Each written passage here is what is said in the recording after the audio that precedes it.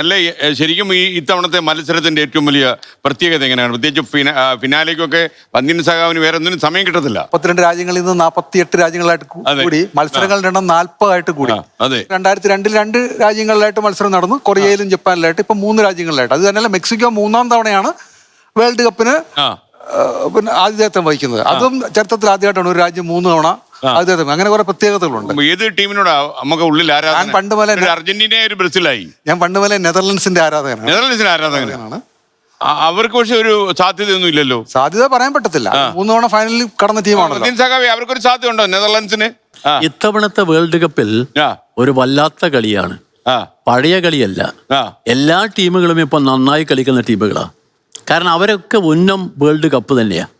അതുകൊണ്ട് അങ്ങനെയൊന്നും പറയാൻ പറ്റില്ല. പക്ഷേ നമ്മളൊരു എഴുതിത്തള്ളാൻ പറ്റില്ലാത്ത കാര്യം ഈ പറഞ്ഞ 3 തവണ കപ്പിനും ചുണ്ടിനും ഇടയിൽ ഇത്തവണ അടിക്കാൻ പറ്റിയ നല്ലൊരു ടീം അവർക്ക് ഉണ്ട് എന്നാണ് തന്നെ. ഫ്രാങ്കി ഡിയോങ്ങും വിർജിൽ വാൻ ഡൈക്കും അടക്കമുള്ള ഒരു പിടി പ്ലേയേഴ്സ് അവിടെ ഉണ്ട്. അപ്പൊ ഇത്തവണ എഴുതിത്തള്ളാനാവില്ല. യൂറോപ്പിലെ ഒരു ഗംഭീര ഒരു ടീം തന്നെയാണ്. അപ്പൊ ഒരു സാധ്യതകൾ ഇപ്പൊ നമ്മൾ ഈ